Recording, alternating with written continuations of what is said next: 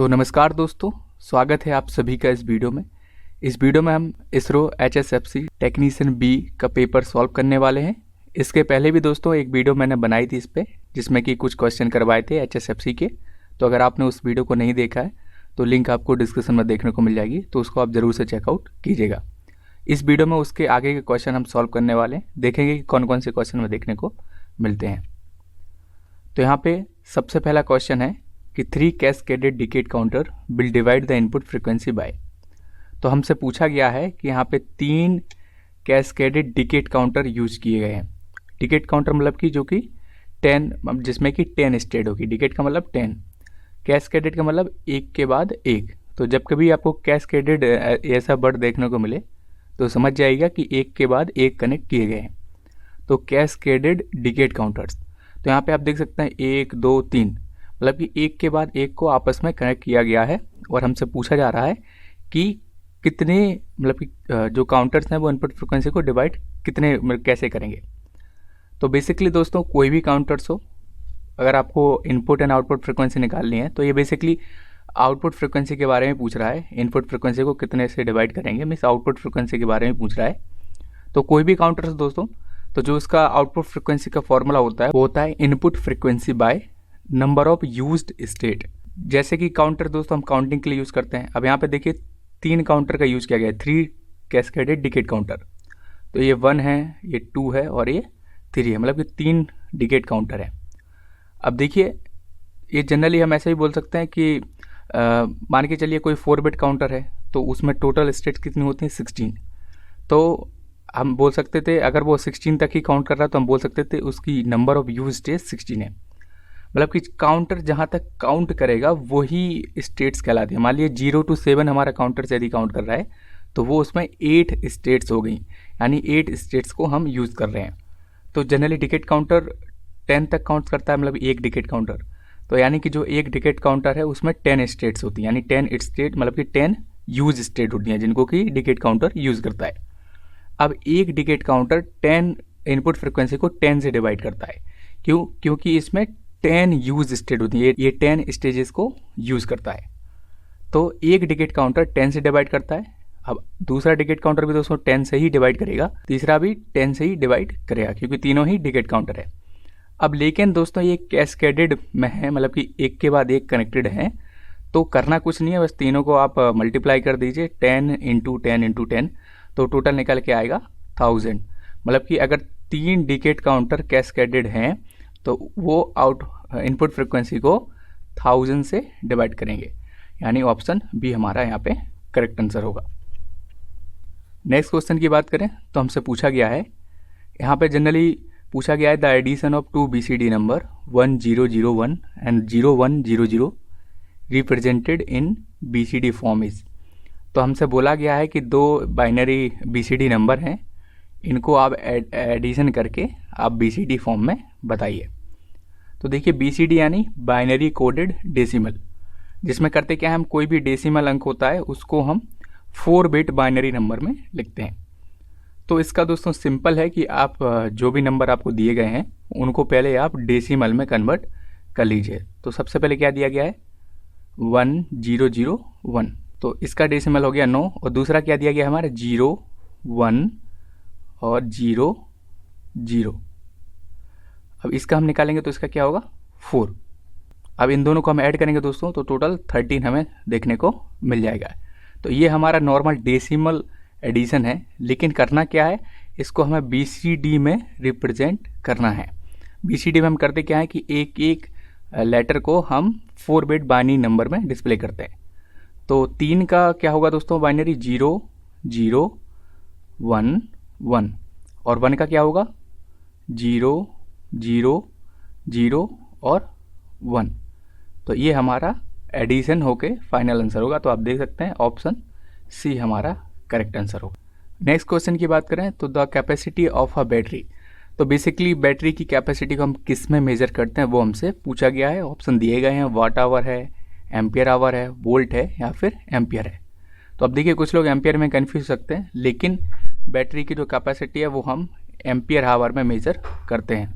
Next question की बात करते हैं तो यहाँ पे बेसिकली हमसे पूछा गया है if the output of an XNOR gate is 1 then the input combination, मतलब यदि एक्सनॉर गेट का आउटपुट 1 है तो इनपुट कॉम्बिनेशन क्या होगा, ये हमसे पूछा गया है।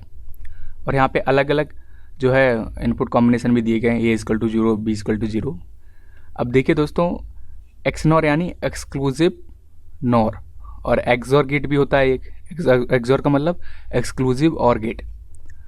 तो अगर हम एक्सनॉर गेट की ट्रूथ टेबल देखें तो आप यहाँ पे देख सकते हैं, जब दोनों इनपुट समान होते हैं, जैसे कि यहाँ पे देख सकते हैं A एंड B 2 इनपुट है, तो यदि दोनों इनपुट सेम होंगे, मान लेते हैं A भी 1 है B भी 1 है, तो इस कंडीशन में हमारा आउटपुट हाई रहेगा। हाई मतलब कि 1 रहेगा। यदि दोनों इनपुट 0 0 है, मतलब कि अगेन सेम है दोनों इनपुट A एंड B, तब हमारा आउटपुट हाई रहेगा। तो एक्सनॉर गेट में क्या होता है, जब सेम होते हैं दोनों ही इनपुट तो हमारा आउटपुट हाई आता है। और एक्सॉर गेट होता है दोस्तों, एक्सॉर गेट में क्या होता है, एक्सॉर गेट में जब दोनों इनपुट अलग अलग होते हैं, अगर सेम रहेंगे तो उसमें लो आता है। तो हमसे एक्सनॉर का पूछा गया है, तो क्या है भैया, जब दोनों ही इनपुट समान होंगे तो हमारा आउटपुट हाई आएगा। तो पहला ऑप्शन भी सही है क्योंकि दोनों ही इनपुट सेम है, और दूसरा इनपुट भी सही है क्योंकि दोनों ही इनपुट सेम है। तीसरे में हमारा आउटपुट लो आएगा क्योंकि इसमें इनपुट्स अलग अलग हैं। तो ऑप्शन डी हमारा यहाँ पे करेक्ट आंसर हो जाएगा। चलिए नेक्स्ट क्वेश्चन में पूछा गया है, अ bridge circuit used for the measurement of the following. तो हमसे पूछा गया है कि ब्रिज सर्किट किसके मेजरमेंट के लिए यूज में लेते हैं। तो आप सभी लोगों ने इलेक्ट्रॉनिक्स में ब्रिजेस सर्किट के बारे में जरूर से पढ़ा होगा, जैसे कि व्हीटस्टोन ब्रिज हो गया हो, शेरिंग ब्रिज हो गया हो, मैक्सवेल ब्रिज हो गया वगैरह वगैरह। तो उससे हम क्या मेजर करते हैं दोस्तों, तो उससे हम रजिस्टेंस, कैपेसिटेंस एंड इंडक्टेंस का मेजरमेंट करते हैं। रेजिस्टेंस को किससे मेजर करते हैं हम, व्हीटस्टोन ब्रिज से। कैपेसिटेंस को किससे मेजर करते हैं, शेरिंग ब्रिज से। और इंडक्टेंस को मैक्सवेल ब्रिज से। तो ब्रिज सर्किट का यूज़ हम रेजिस्टेंस, कैपेसिटेंस और इंडक्टेंस के मेजरमेंट के लिए करते हैं।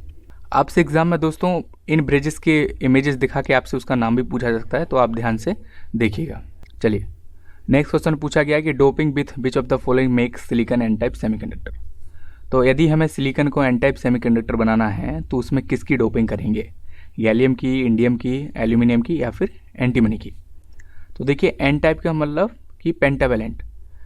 तो अगर हमें सिलिकॉन को एन टाइप सेमीकंडक्टर बनाना है तो हमें उसमें पेंटावेलेंट पंच सह संयोजी अशुद्धि मिलानी पड़ेगी। तो इनमें से कौन सा होगा, तो उसका आंसर होगा डी, एंटीमनी। क्यों होगा, क्योंकि एंटीमनी के पास एक इलेक्ट्रॉन ज़्यादा होता है। तो ये जब आप इसको स्टडी करेंगे तो आपको समझ में आएगा। नेक्स्ट क्वेश्चन में दोस्तों मॉसफेट का एक फिगर दिया गया है, पूछा गया है कि कौन से प्रकार का मॉसफेट है। तो बेसिकली जब आप गेट, इसमें देख सकते हैं गेट टर्मिनल है, ड्रेन है, ये सोर्स है। तो इसको जब आप देखेंगे तो जो आपको गेट टर्मिनल पे एरो देखने को मिलता है उससे आप इसको पहचान सकते हैं। देखिए जब ये एरो बाहर साइड हो, मतलब कि निकल रहा हो, निकल यानी एन फुल निकल रहा हो, तो उसका उल्टा कर दीजिए यानी पी। तो ये पी चैनल टाइप का मॉसफेट है, पी चैनल। और इसी तरीके से अगर ये अंदर आ रहा है तो मतलब कि प्रवेश कर रहा है, पी फॉर प्रवेश, तो उसका अपोजिट कर दीजिए एन, यानी एन चैनल टाइप। तो ये एन चैनल टाइप और पी चैनल टाइप दोनों ही प्रकार के मॉसफेट का सिंबल है, जरूर से ध्यान रखिएगा, एग्जाम में पूछा जाता है। नेक्स्ट क्वेश्चन की बात करते हैं, तो period of a function is measured as.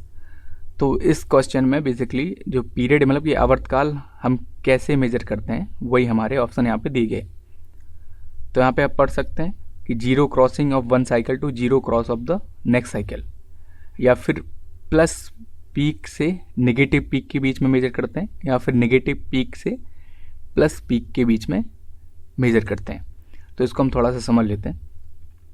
ये हमारी एक साइनोसॉइडल वेवफॉर्म है। यहाँ पे देख सकते हैं, यहाँ पे जीरो होता है, यहाँ पे 180 और यहाँ पे 360। तो हम आवर्तकाल कहाँ से कहाँ पे मेजर करते हैं जनरली, इस जीरो पॉइंट से लेके और इस पॉइंट के बीच में। आवर्तकाल का मतलब एक साइकिल में कंप्लीट होने में लगा समय, जिसको कि हम टाइम पीरियड बोलते हैं। तो एक साइकिल में क्या होता है, दो हाफ साइकिल होती हैं, एक पॉजिटिव हाफ और एक नेगेटिव हाफ, और दोनों को मिला देते हैं तो एक साइकिल। तो जीरो से स्टार्ट होगा और 360 पे कंप्लीट होगा, मतलब कि जीरो टू, अब देखिए नेक्स्ट साइकिल का दोस्तों जीरो पॉइंट है ना, तो एक साइकिल के जीरो पॉइंट से दूसरी साइकिल के जीरो पॉइंट तक। दूसरी चीज़ प्लस पीक से दूसरी साइकिल के प्लस पीक तक मेजर कर सकते हैं, या फिर नेगेटिव पीक से दूसरे साइकिल के नेगेटिव पीक तक मेजर कर सकते हैं। तो हमारा ऑप्शन क्या दिया गया है, तो ये दोनों, ये ऑप्शन तो दोस्तों गलत है क्योंकि इसमें बोला गया कि प्लस पीक से नेगेटिव पीक है, तो ये तो दोस्तों गलत हो जाएगा। और दूसरा भी दोस्तों गलत ही ऑप्शन है क्योंकि इसमें बोला गया है कि नेगेटिव से पॉजिटिव पीक, तो पहला ऑप्शन यहाँ पे सही होगा, 0 crossing of one cycle to 0 cross of next cycle. जैसा कि अब हमने समझा 0 cross of cycle to 0 cross of next cycle, तो ऑप्शन ए हमारा करेक्ट आंसर होगा। नेक्स्ट क्वेश्चन की बात करते हैं। तो यहाँ पे पूछा गया है कि एक बाइनरी नंबर को डिवाइड कीजिए और रिमाइंडर जो भी है उसको फाइंड कीजिए। तो ये दोस्तों अगेन सिंपल क्वेश्चन है, 1 1 1 0 एंड 1। इसको हमें डिवाइड करना है 1 0 0 एंड 1। तो सिंपल है कि सबसे पहले आप इनको डेसिमल में कन्वर्ट कर लीजिए और डेसिमल में कन्वर्ट करने के बाद आप इसको इसमें डिवाइड कर दीजिए, भाग दे दीजिए, और जो भी उसमें शेष बचेगा, रिमाइंडर बचेगा, उसका आप जो है बाइनरी में कन्वर्ट करके यहाँ पे आंसर लगा दीजिएगा। एक क्वेश्चन, इसका आंसर आप सभी को कमेंट सेक्शन में जरूर से बताना है। तो इस वीडियो में दोस्तों हम इतने ही क्वेश्चन रखते हैं, बाकी क्वेश्चन आपको मिलेंगे आगे की वीडियो में। चैनल को सब्सक्राइब आप जरूर से कर लीजिए ताकि नोटिफिकेशन आप मिस ना करें।